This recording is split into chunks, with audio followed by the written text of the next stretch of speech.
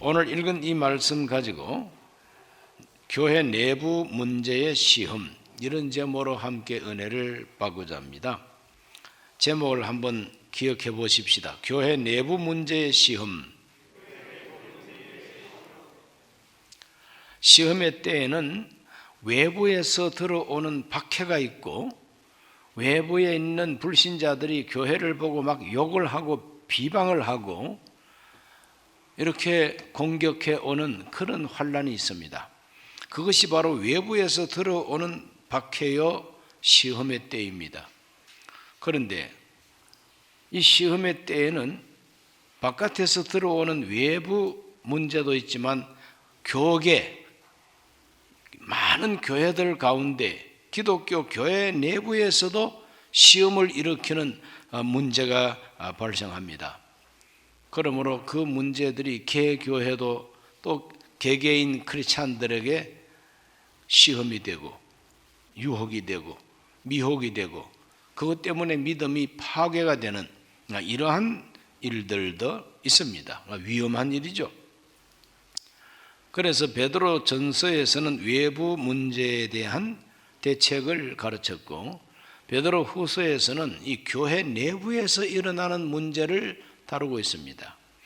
지난 금요일 날은 이 교회에서 일어나는 이 내부 문제 가운데 가장 핵심되는 것은 예수 믿는 우리 한 사람 한 사람의 이 성품이 하나님의 거룩한 성품을 담지 못하고 그 옛날 성품 그대로 있으면 곤란하다는 겁니다. 그러므로 환난을 당하고 시험을 당하고 외부에서 우리를 욕하고 비방하고 비난할 때일수록 우리 크리스찬들이 온전한 성품, 거룩한 하나님의 성품을 많이 닮을수록 외부에서 들어오는 시험을 이겨낼 수가 있습니다.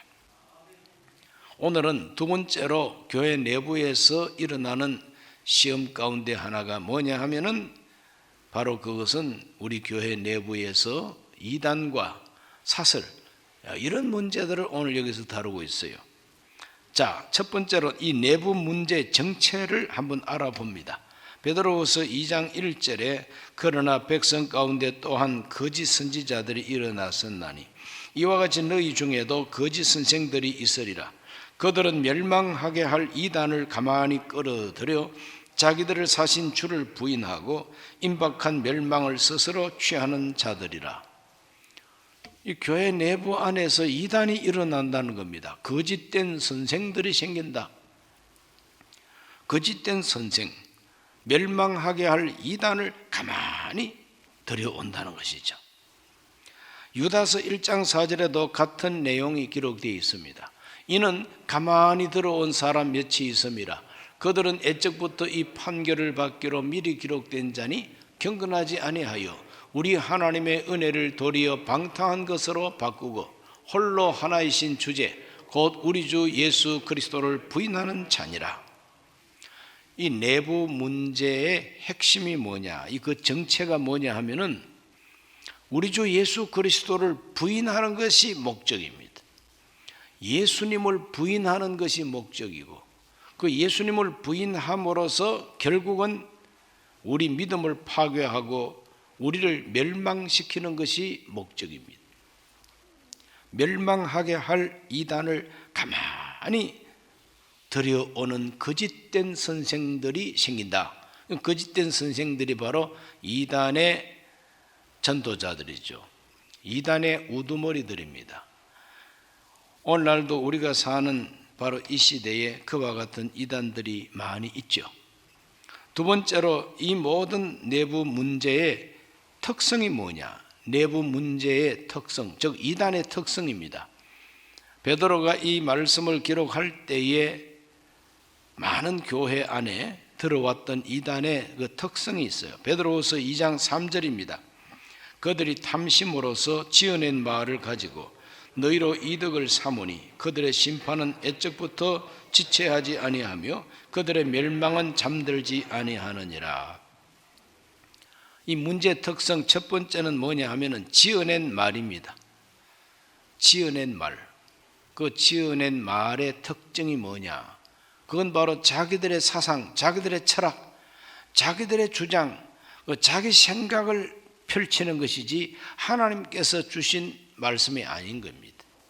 하나님이 계시해 주시고 하나님께서 저 오랜 옛날 구약 성경부터 지금까지 역사성이 있는 아주 강물이 흘러가는 이 주류가 있는 것처럼 정통 신앙이 아니라는 겁니다.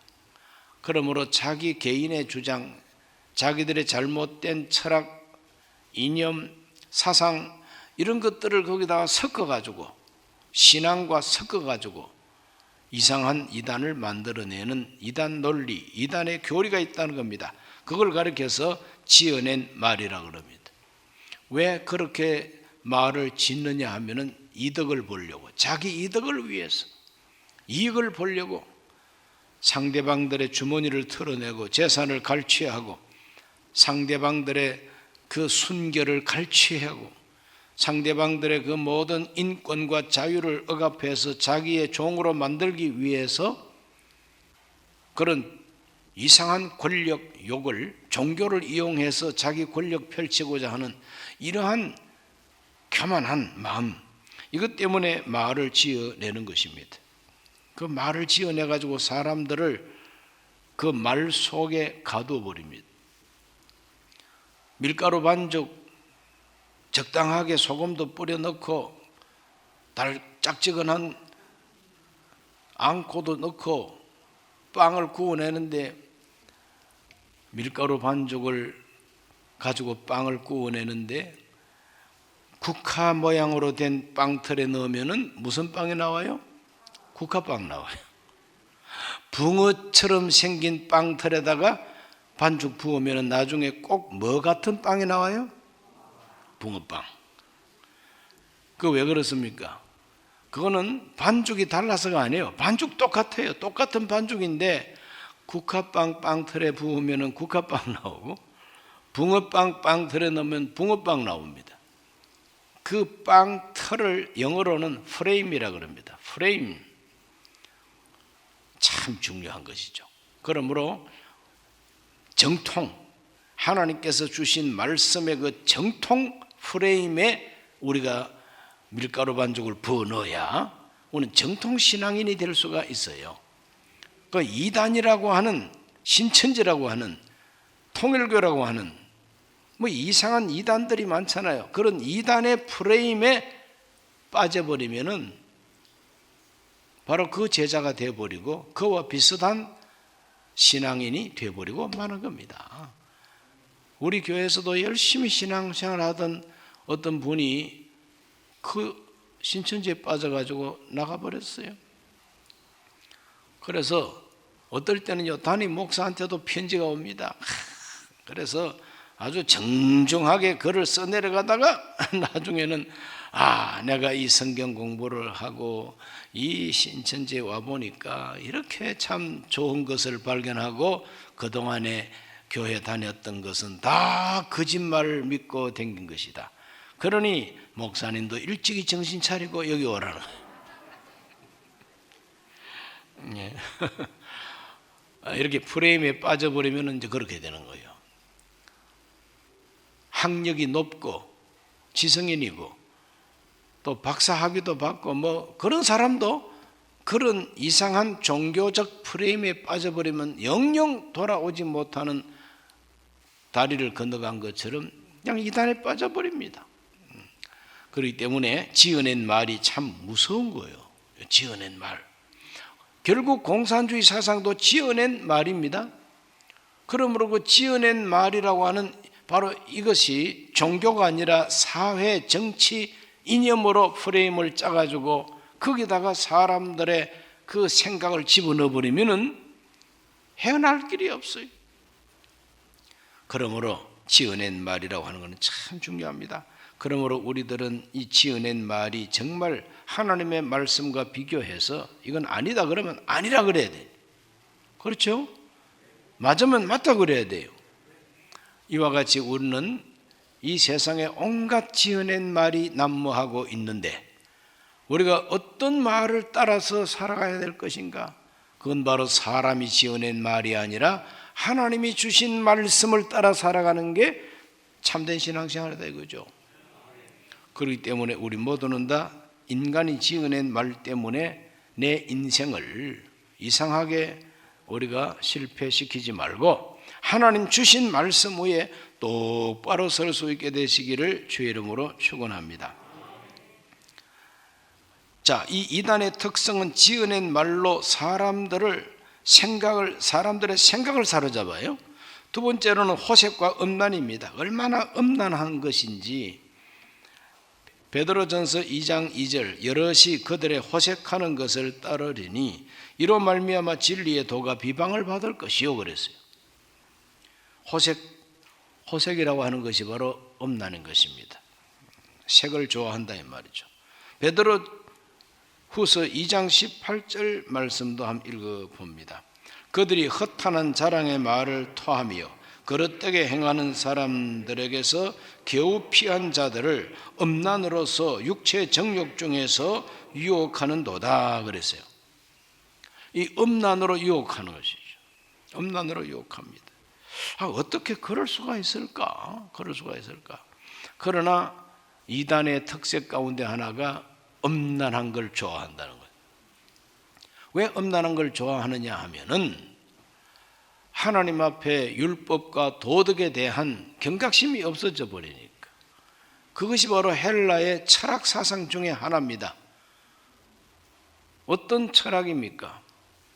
선한 영이 지은 것은 우리 인간의 생각과 인간의 마음과 양심 이런 것은 다 선한 신이 지었다 그죠. 그러나 물질적이고 육체적인 이와 같은 이 몸뚱아리 이거는 물질인데 이런 것들은 다 악한 신이 지었다는 겁니다. 한 분 창조주가 영혼도 몸도 다 지은 것이 아니라 이 이단 사상은 사람의 마음만 사람의 영만 선한 영이 창조했고 물질과 육체라고 하는 것은 악한 영이 만들었다는 거예요. 그렇기 때문에 이 악한 영이 만든 이 물질이라고 하는 것은 아무렇게나 굴려도 아무런 제재를 받지 않는다는 거예요. 하나님이 육체를 가지고 뭔 짓을 하든 하나님은 상관하지 않는다는 거예요. 그러니 마음대로 음란하게 살고 마음대로 이상하게 살아도 심판하지 않고 하나님은 거기에 관계하지 않는다 그러니까 마치 고삐가 풀린 야생마처럼 지멋대로 돌아다니는 자기 마음대로 행동한다는 그것이 바로 초대교회 이단입니다. 영지주의 이단입니다.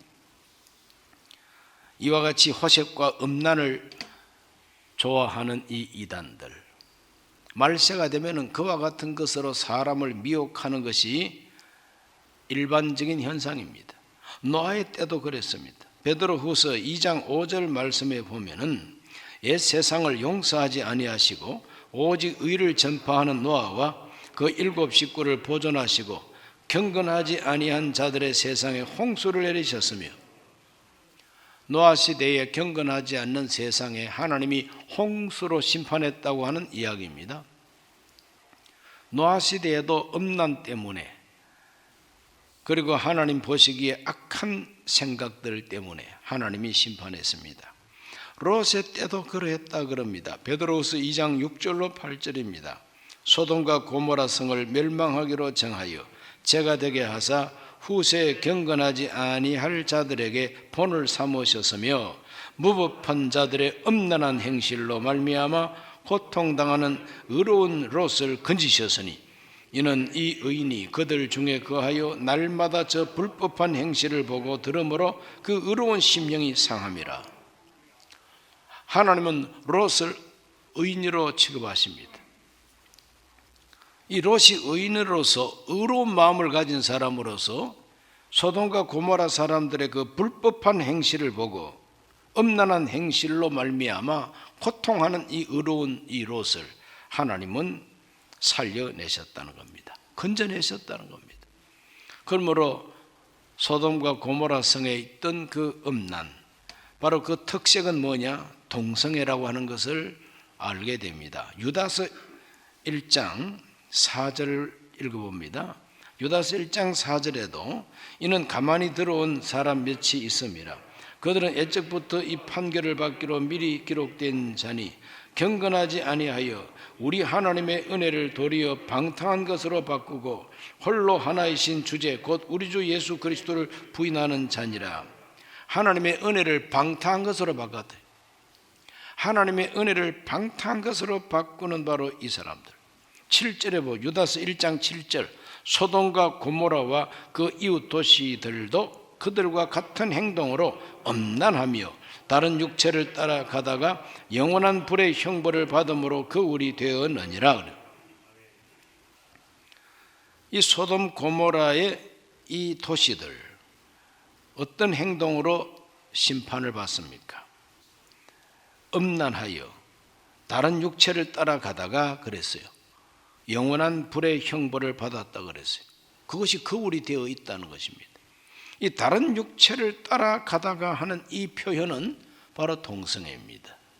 여성은 여성끼리 남성은 남성끼리 이와 같이 성행위를 일삼고 심지어는 결혼까지 하고 이와 같은 그 입에 담기조차 민망스러운 그 음란과 호색, 다른 색을 따라가는 그 이상한 성적인 행동들.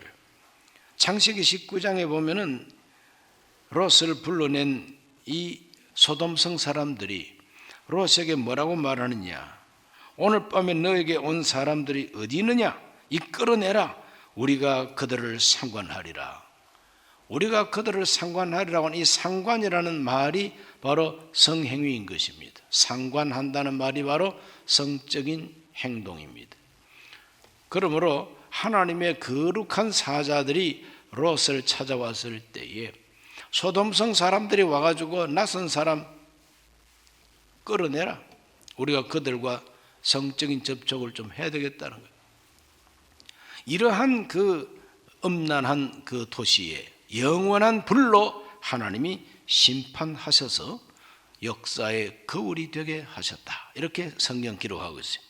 그러므로 교회 내부에서 일어나는 문제 가운데 이 이단 문제, 그 이단의 특색 가운데 하나가 뭐냐? 이 세상에 널리 유행하는 동성애라든지 이 세상에 널리 유행하는 그 음란한 호색 문화, 이런 것들을 가지고 믿음이 정상적인 사람들까지 유혹하고 미혹한다는 겁니다. 내부에서 일어나는 문제라는 것입니다. 우리 예수님께서도 그것을 누가복음 17장 26절에서 30절까지 말씀을 하셨습니다. 다 같이 한번 읽어볼까요? 노아의 때에 된 것과 같이 인자의 때에도 그러하리라.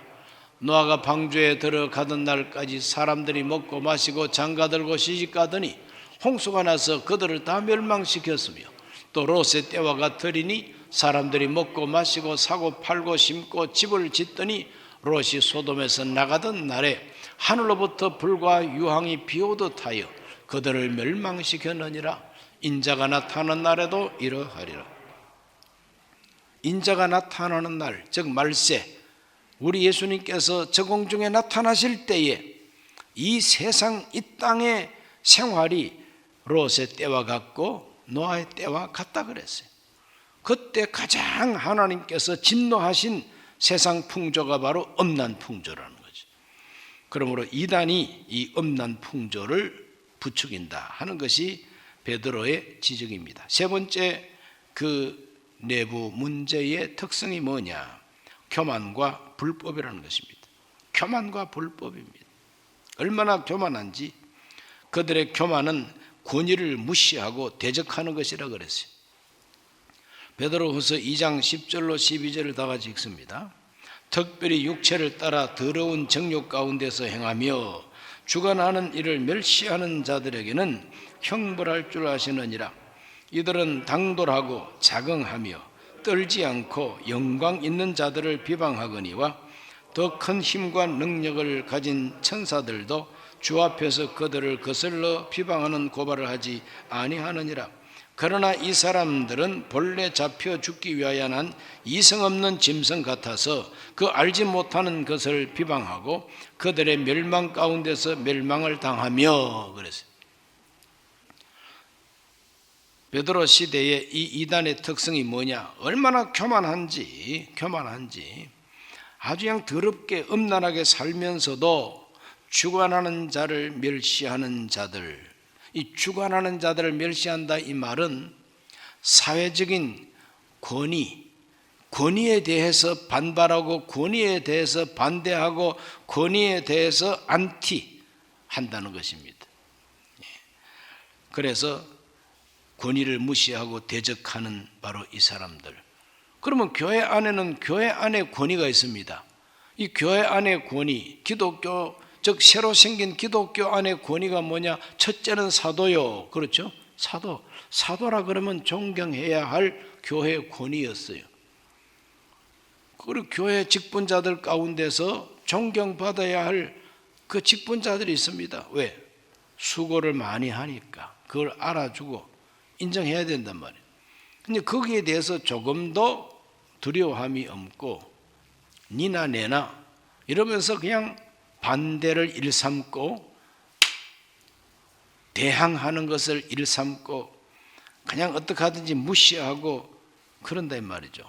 그런 걸 사회적인 용어로는 반골기질, 그렇죠? 반항기질, 반대 성향, 그걸 좀 비꼬는 말로 삐딱이, 비틀적. 그러면 비틀기를 좋아하고 삐딱한 걸 좋아하고 그냥 제끼는 걸 좋아하고 들이받는 걸 좋아하고 이렇게 주먹으로 막 항거하는 걸 좋아하고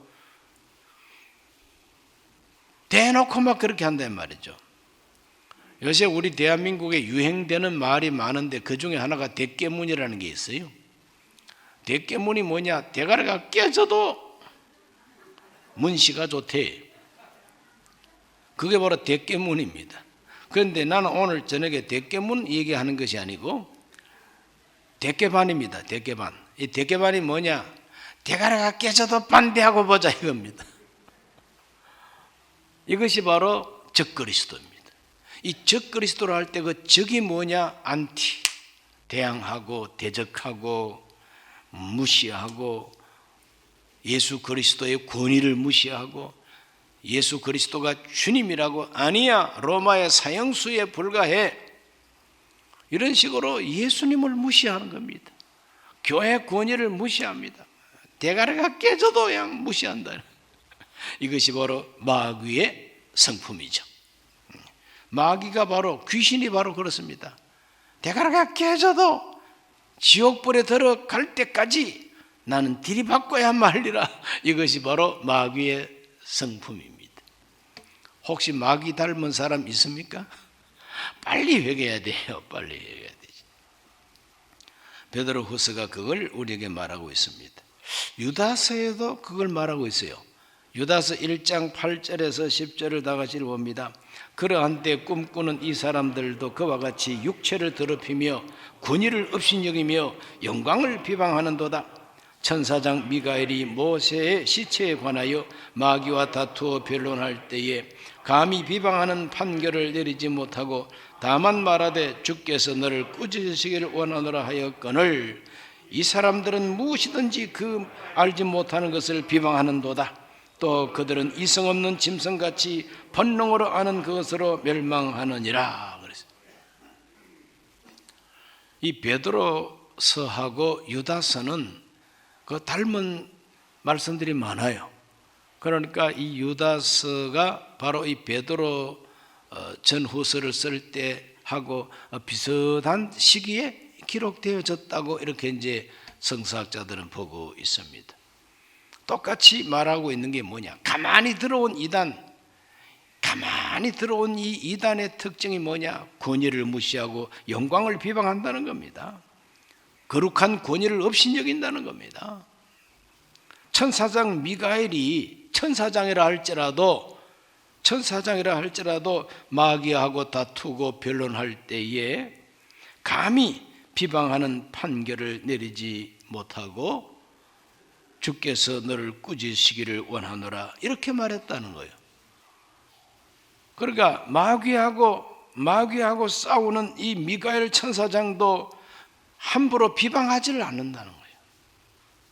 상대방의 인격을 모독하는 아주 그냥 마귀가 좋기 때문이 아니에요. 마귀가 존경받아야 할 존재가 아니라 나 자신, 하나님의 천사장, 하나님의 사람의 거룩한 성품이 있다는 겁니다.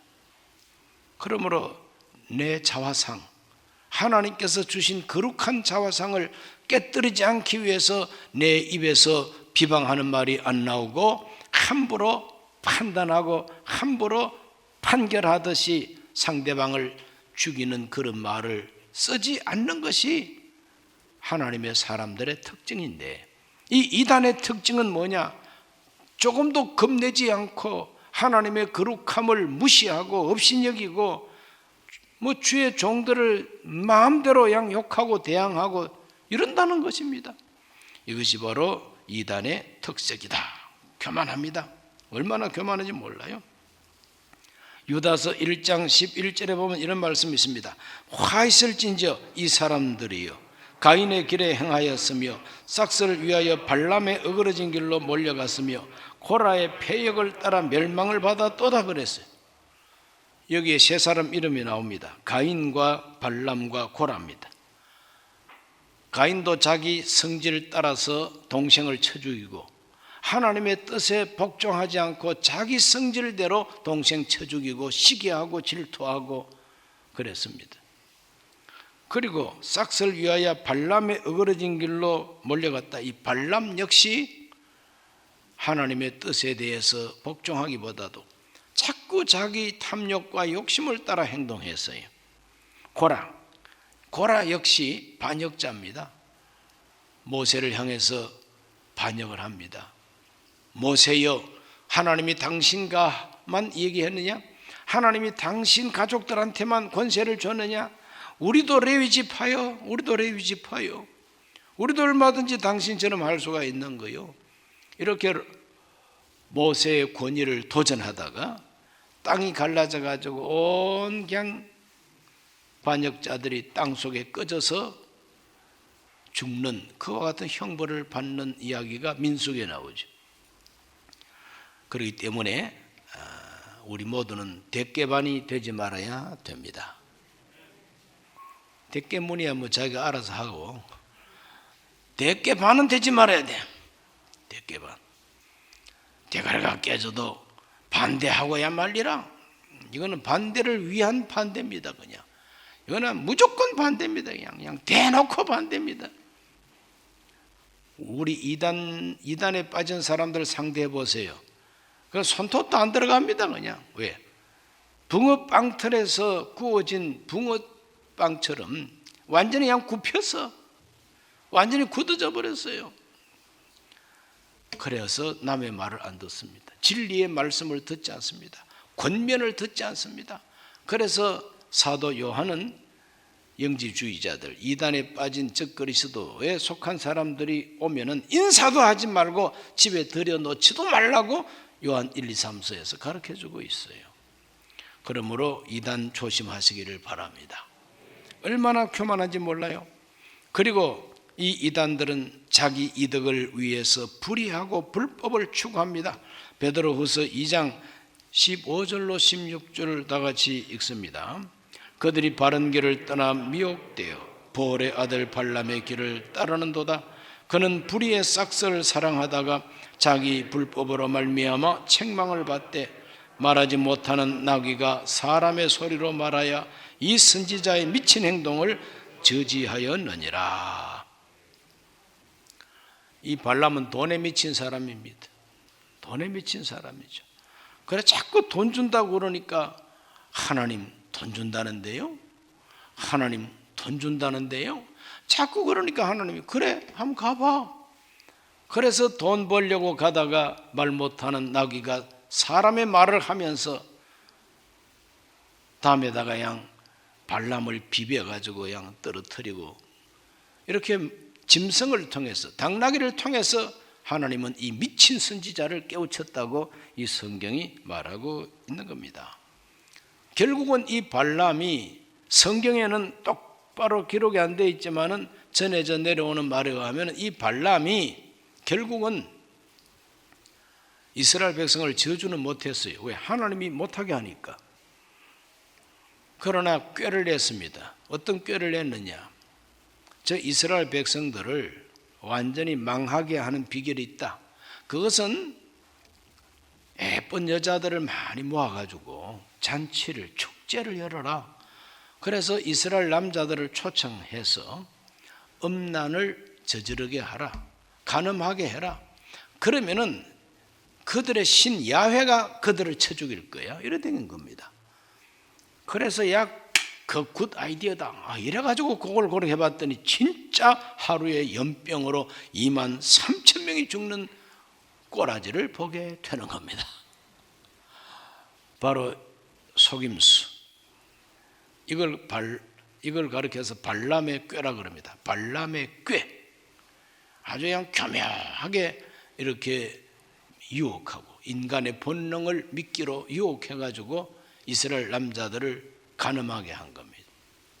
이것이 바로 이단의 특징이라는 거죠. 이단의 특징. 그래서 이단의 특징이라고 하는 것은 언제나 지어낸 말과 호색함과 음란과 교만과 불법 이런 걸 가지고 정상적 믿음의 사람들을 미혹한다는 거죠. 세 번째로 그러기 때문에 결론이 뭐냐? 다시 돌아가지 말라는 것이 결론입니다. 베드로는 이단에 빠져가지고 다시 옛날 생활로 돌아가지 말라. 베드로후서 2장 20절로 22절 다 같이 읽습니다. 만일 그들이 우리 주 대신 구주 예수 그리스도를 알므로 세상의 더러움을 피한 후에 다시 그 중에 얽매이고 지면 그 나중 형편이 처음보다 더 심하리니 의의 도를 안 후에 받은 거룩한 명령을 저버리는 것보다 알지 못하는 것이 도리어 그들에게 나으니라. 참된 속담에 이르기를 개가 그 토하였던 것에 돌아가고 돼지가 씻었다가 더러운 구덩이에 도로 누웠다 하는 말이 그들에게 응하였도다. 그래서 흔히 개, 돼지라 이런 말이에요. 예수님을 잘 믿다가 옛날 생활로 그냥 돌아가 버렸어. 도로 토했던 걸 주워 먹고 드러누워 뒹굴던 그 구정물에 또다시 뒹굴어 버렸다. 바로 그걸 가리켜서 개가 되고 돼지가 됐다. 이런 말로 표현하는 것이죠. 히브리서 6장 4절에서 6절을 다 같이 한번 읽어보겠습니다. 한번 빛을 받고 하늘의 은사를 맛보고 성령에 참여한 바 되고 하나님의 선한 말씀과 내세의 능력을 맛보고도 타락한 자들은 다시 새롭게 하여 회개하게 할 수 없나니 이는 그들이 하나님의 아들을 다시 십자가에 못 박아 드러내놓고 욕되게 함이라 그랬어요. 그러므로 돌이킬 수 없는 그러한 죄에 빠지지 말라는 것입니다. 다시는 회개케 할 수가 없다 그랬어요. 이것이 바로 이단이 하는 목적입니다. 이단이 우리를 미혹하는 목적이 바로 이렇게 개, 돼지가 되게 하려고, 돌이킬 수 없게 하려고 이와 같이 미혹한다. 그러므로 시험의 때에 외부에서 들어오는 환난과 박해도 문제지만 교회 내부 안에서 일어나는 이단, 거짓된 선생의 가르침, 지어낸 말, 탐욕, 교만, 안티 이런 것들에게 속아가지고 다시 옛날로 타락해버리면은 다시는 돌이킬 수가 없다 하는 것을 베드로가 가르쳐주고 있습니다. 우리 모두가 다 이 시험의 때를 어떻게 이겨야 되느냐? 내부에서 일어나는 이단 문제를 우리가 알고 이단을 분별하는 영분별의 은사도 하나님께 구해야 되는 것이고, 세상에서 지어낸 말 때문에 이리저리 휩쓸리지 말고 하나님이 주신 계시의 말씀 따라 살기로 오늘 결심해야 되는 것입니다. 기도합니다. 하나님 아버지, 오늘 이 밤에 우리들은 사도 베드로를 통해서 교회 내부에서 일어나는 이 시험을 잘 이겨야 된다는 것을 배웠습니다.